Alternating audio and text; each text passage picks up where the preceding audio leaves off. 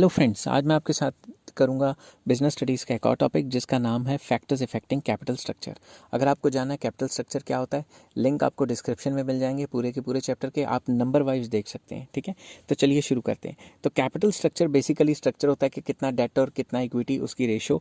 तो कितने परसेंट हमें डेट लेना चाहिए और कितने परसेंट इक्विटी से पैसा इकट्ठा करना चाहिए, वो किस पे डिपेंड करता है? कैश फ्लो पोजीशन पे। नंबर 1 पॉइंट, कैसे a company employees more debt securities in its capital structure if company is sure of generating enough cash flow। अगर कंपनी को पता है कि उसे कैश बहुत ज़्यादा आ जाना है और उसके पास काफ़ी कैश फ्लो पड़ा है, तो कंपनी लोन लेके सुखी रहेगी। क्यों? लोन ले लेगी और लोन वापस करती रहेगी। Whereas if the company if there is shortage of cash flow, company के पास कैश नहीं है, it must employ more equity in its capital. तो उसे अपने कैपिटल स्ट्रक्चर में ज़्यादा इक्विटी रखनी चाहिए, मतलब इक्विटी बेच के पैसा कमा ले। क्यों? There is no legal liability of company to pay equity share holders. Equity share holder को प्रॉफिट होगा तो देना, नहीं होगा तो नहीं देना। मगर अगर लोन ले लिया उनको तो रेगुलर पेमेंट करनी पड़ेगी, रेट ऑफ इंटरेस्ट की भी और प्रिंसिपल अमाउंट की भी, तो वो तो ज़्यादा बर्डन हो गया ना। तो कैश फ्लो अगर ज़्यादा है तो आपको लोन लेना चाहिए या डेट इंस्ट्रूमेंट्स यूज़ करने चाहिए। और अगर कैश फ्लो कम है तो कंपनी के स्ट्रक्चर, कैपिटल स्ट्रक्चर के अंदर इक्विटी जो है उसका ज़्यादा पार्टिसिपेशन होना चाहिए। नेक्स्ट आ जाता है इंटरेस्ट कवरेज रेशो, जिसको ICR भी कहा जाता है। It refers to the number of times it refers to the number of time companies earning before interest and tax. इसको EBIT भी कहते हैं।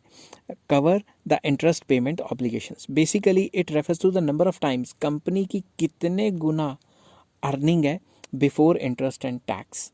ठीक है, इंटरेस्ट एंड टैक्स देने से पहले कितने गुना कंपनी जो है अर्न कर रही है। तो इसका जो फॉर्मूला है वो मैं आपको बता देता हूँ। Interest coverage ratio is EBIT मतलब earning before interest and taxes divided by interest. तो जितना ज़्यादा EBIT होगा उतना ज़्यादा आप कंपनी को कह सकते हो कि कंपनी फ़ायदा रहेगी। तो इसमें क्या हो जाता है, हायर इंटरेस्ट कवरेज रेशो में क्या होता है, companies can have more borrowed fund. अगर इंटरेस्ट कवरेज रेशो ज़्यादा है, इंटरेस्ट देना 8% या 10% या 15% और कमाई कर रहे हैं वो 70% तो कई गुना कमाई होगी ना। तो इस केस में कंपनी को बोरोड फंड मतलब लोन्स वगैरह लेके, डेट लेके काम चला लेना चाहिए। और अगर उसका इंटरेस्ट कवरेज रेशो कम है, इंटरेस्ट देना 20-30% और भाई पैसे आ रहे हैं एक गुना भी नहीं, उतने के उतने ही आ रहे हैं, तो उस केस में इक्विटी शेयर्स बेच के या इक्विटी के थ्रू पैसे इकट्ठे करने फ़ायदे में रहते हैं। नेक्स्ट है debt service coverage ratio, DSCR इसकी शॉर्ट फॉर्म है। It is 1 step ahead of interest coverage ratio, that is interest coverage ratio covers the obligation to pay back the interest on debt. Interest coverage ratio ये दिखाती है हमें कि भाई जितना भी पैसा ये कमा रहा है, क्या उस जितना इंटरेस्ट वगैरह देना है उसके कितना गुना कमा रहा है, ताकि वो ये ऑब्लिगेशन देखे कि भाई ये पैसे वापस कर भी पाएगा कि नहीं। दूसरी तरफ चलें तो DSCR debt service coverage ratio takes care of return of investment के जो रिटर्न ऑन इन्वेस्टमेंट है as well as principal repayment, कि भाई जहाँ पैसा लगाया है उससे जो प्रिंसिपल कमाया है वो भी वापस आ जाए, प्लस उसके ऊपर भी रिटर्न आ जाए। समझ गए बात? तो जितना ज़्यादा date service coverage ratio high होता है उतना कंपनी डेट के ऊपर ज़्यादा भरोसा करती है, क्योंकि डेट लेना क्या है भाई, वो पैसे भी तो वापस करने ना। तो जितना date service coverage ratio high होगा उतना ही आप डेट लेके खुश रहोगे। ऑन द अदर हैंड अगर आपका डेट सर्विस कवरेज रेशो लो है तो आप कहोगे यार इक्विटी शेयर से ही पैसा ऐंठ लेते हैं लोगों से, कर्जा लेने का कोई फ़ायदा नहीं है। तो डेट सर्विस कवरेज रेशो जो इसका फॉर्मूला वो है profit after tax plus depreciation plus interest plus non cash expenses या एक्सपेंडिचर रिटर्न ऑफ जो कर देती है company, divided by preference dividend plus interest plus repayment obligations. ये इसका फॉर्मूला, ये आपको याद करना पड़ेगा। तो सिंपल वर्ड्स में जितना date service coverage ratio high होगा कंपनी उतना ही ज़्यादा कर्जा लेके खुश रहेगी, क्योंकि वो कंपनी ये दिखाता है ability of company to pay back money. ठीक है, पे बैक द लोन अमाउंट। और अगर वो ये DSCR लो है तो आपको फालतू में कर्जा लेने की क्या ज़रूरत है, कंपनी अपने मार्केट में इक्विटी शेयर्स निकाले और उससे पैसे ले ले। ठीक है, नेक्स्ट आ जाता है रिटर्न ऑन इन्वेस्टमेंट। ये भी बहुत सिंपल है। If return on investment is more than the rate of interest then company must prefer to take debt. अगर आपने कंपनी लोन लिया और लोन से जो आपने रेट ऑफ इंटरेस्ट देना है वो है 10% और जो इन्वेस्टमेंट से आप कमा रहे हो वो रिटर्न है 20%, तो आपको 10% का फ़ायदा हो रहा है ना। तो अगर return on investment is more then rate of interest तो आपको लोन लेना चाहिए। और अगर रिटर्न ऑन इन्वेस्टमेंट कम है और रेट ऑफ इंटरेस्ट ज़्यादा है तो आपको लोन लेके क्या फ़ायदा, आप तो लोन लेके पैसे डुबा दोगे, ठीक है ना, कंपनी डुबा दोगे। इससे अच्छा इक्विटी शेयर से पैसे निकालो। नेक्स्ट आ जाता है cost of debt. If the cost of debt is low, अगर डेट लेना सस्ता पड़ रहा है, कम रेट ऑफ इंटरेस्ट है। If the firms can arrange debt, debt fund लिखना था मैंने यहाँ पे, FUN फंड लिख दिया, डी भूल गया लिखना, यहाँ लिख देता हूँ। If the company can arrange debt fund at low rate of interest then it will prefer more debt as compare to equity and vice versa. Simple, कर्जा सस्ता मिल रहा है तो कर्जा ले लो, अगर कर्जा महंगा मिल रहा है तो फिर पैसे चाहिए तो इक्विटी शेयर्स को मार्केट में बेच के वो ले लो, या अपने हिस्सेदारी जो है इक्विटीज़ बेच दो। नेक्स्ट है tax rate. High tax rate makes debt cheaper. जितना ज़्यादा हाई टैक्स रेट होगा उतना जो डेट है वो चीपर रहेगा। क्यों? डेट जो है वो तो कॉस्टिंग में आ जाता है ना, तो जब भी वापस करेंगे डेट को तो वो तो कॉस्टिंग हो जाएगी, तो फिर टैक्स कम पड़ेगा। समझ गए बात? इसलिए तो ज़्यादा से ज़्यादा जो चालाक लोग होते हैं वो हर एक चीज़ लोन पे लेते हैं, क्योंकि लोन की रीपेमेंट वो टैक्स बेनिफिट्स मिल जाते हैं उनको। High tax rate makes debt cheaper as interest paid on debt securities, debt security holders is subtracted from income before calculating tax. तो वो तो उसका खर्चा आ गया ना, जो भी उसने इंटरेस्ट पे करना है वो तो उसके एक्सपेंसेस हैं, तो इनकम में से एक्सपेंसेस निकाल देंगे तो उसकी टैक्सेबल इनकम कम आ जाएगी। So in case of high taxes preference of debt will be more. और अगर लो टैक्स रेट है तो लो टैक्स रेट के चक्कर में फिर आप इक्विटी को ज़्यादा प्रेफर करोगे। नेक्स्ट आ जाता है कॉस्ट ऑफ इक्विटी। अगर नए शेयर को इशू करने की इक्विटी कॉस्टिंग वगैरह ज़्यादा है तो आप डेट की तरफ भागोगे। Equity share holders expect a return on their investment. Equity share holders क्या चाहते हैं कि जहाँ पे उन्होंने शेयर्स वगैरह लिए हैं उसके रिटर्न्स अच्छे हों, दैट इज़ उनकी अर्निंग पर शेयर अच्छी हो, तभी तो वो शेयर्स लेंगे ना। As far as debt is increasing, जैसे जैसे डेट बढ़ता है, as far as debt is increasing EPS is increasing EPS, जैसे जैसे डेट बढ़ रहा है और उससे EPS बढ़ रहा है। समझ गए बात? डेट बढ़ रहा है तो EPS भी, अर्निंग पर शेयर बढ़ रहा है। Then we can conclude it in capital structure. अगर डेट बढ़ रहा है, बाई चांस डेट बढ़ने से अगर अर्निंग पर शेयर बढ़ रहा है तो उससे क्या होगा, कैपिटल स्ट्रक्चर में इंक्लूड किया जा सकता है, डेट लेना फेवरेबल रहेगा। बट when अर्निंग पर share starts decreasing with the inclusion of debt, और अगर कुछ ज़्यादा ही डेट ले लिया और उससे अर्निंग पर शेयर EPS कम होने लग गई तो आप कहोगे भाई इक्विटी शेयर से काम चला लेते हैं, डेट नहीं लेते।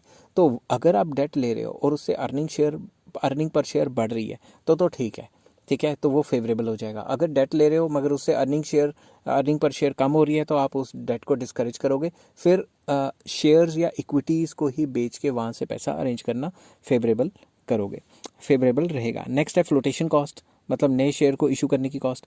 Flotation cost is the cost involve in the issue of shares और डिबेंचर्स। ठीक है, नए शेयर्स को इशू करने की cost, that is cost of advertisement, मशहूरियों के ऊपर जो खर्चा हो जाता है एडवर्टीजमेंट करने पे, अंडर राइटिंग फीस होती है, etcetera etcetera.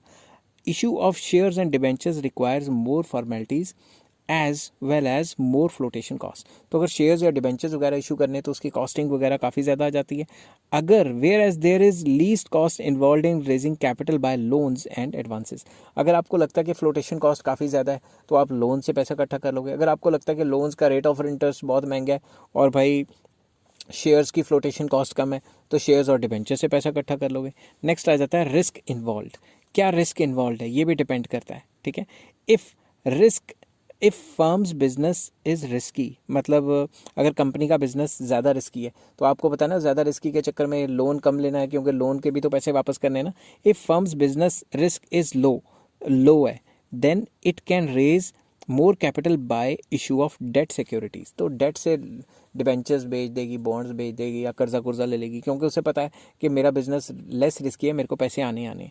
Where as at the time of high business risk उसको इक्विटी बेचनी चाहिए। ठीक है, इक्विटी बेच के पैसे इकट्ठे करने चाहिए। अगर ज़्यादा रिस्की बिजनेस है और आपने कर्जे भी ले लिए तो फिर पैसा तो डूब सकता है ना, क्योंकि जो रिस्की में अगर पैसा डूब गया तो फिर कर्जे वापस कैसे करने, समझ गए बात? तो वो काफ़ी ज़्यादा रिस्की हो जाता है। नेक्स्ट आ जाता है flexibility. Excess of debt may restrict the firm's capacity to borrow funds. अगर पहले से ही काफ़ी ज़्यादा पैसा लिया हुआ है तो फ्लेक्सिबिलिटी खत्म होगी ना, पहले से डेट इतना लिया हुआ है तो और ज़्यादा डेट तो नहीं ले सकते। To maintain flexibility it must maintain some borrowing power to take care of unforeseen circumstances. तो अगर उसे फ्लेक्सिबिलिटी मेंटेन करनी है तो उसे इतना ज़्यादा लोन पहले ही नहीं लेना, कुछ डेट इंस्ट्रूमेंट रख देने हैं कि अगर इमरजेंसी पड़ी तो उस टाइम पे वो डेट इंस्ट्रूमेंट का इस्तेमाल कर सके। ठीक है, तो बेसिकली कितना डेट होगा और कितनी जो है इक्विटी होगी वो फ्लेक्सिबिलिटी पे भी असर करती है कि कंपनी की फ्लेक्सिबिलिटी क्या है। नेक्स्ट है control. If existing share holders want complete control, अगर वो चाहते हैं कि हमें ही कंट्रोल चाहिए तो वो क्या करेंगे, then they should prefer debt, वो कर्जे की तरफ जाएंगे कि कर्जा लेंगे तो कम से कम कोई दिक्कत तो नहीं होगी, पैसे वापस करने कर देंगे, loans of small amount etcetera, या कर्जा ले लेंगे या छोटा मोटा लोन ले लेंगे। But if they don't mind sharing the control then they may go for equity shares also. अगर वो चाहते हैं कि उनकी जो कंपनी में जो कंट्रोल है वो भी चला जाए, कोई चक्कर नहीं है, अपने जो कंट्रोल है उनका कंपनी पे वो कम करना चाहते हैं, या वो चाहते हैं कि चलो कम भी हो जाए तो कोई चक्कर नहीं है, तो उस केस में वो अपनी इक्विटी, जो कंपनी की जो इक्विटी कैपिटल है उसको मार्केट में ले जाके बेच सकते हैं। नेक्स्ट आ जाता है रेगुलेटरी फ्रेमवर्क। तो कितने शेयर इशू करेंगे या कितने % लोन लेंगे ये किस पे डिपेंड करता है, रूल्स रेगुलेशंस है कुछ, ठीक है। Issue of shares and debentures have to be done within the SEBI guideline. SEBI क्या है, securities exchange board of India. तो जो सिक्योरिटी है उसी की गाइडलाइंस के हिसाब से डिबेंचर्स या शेयर्स मार्केट में बिकेंगे या खरीदे जाएंगे। And for taking loans companies have to follow the regulations of monetary policy.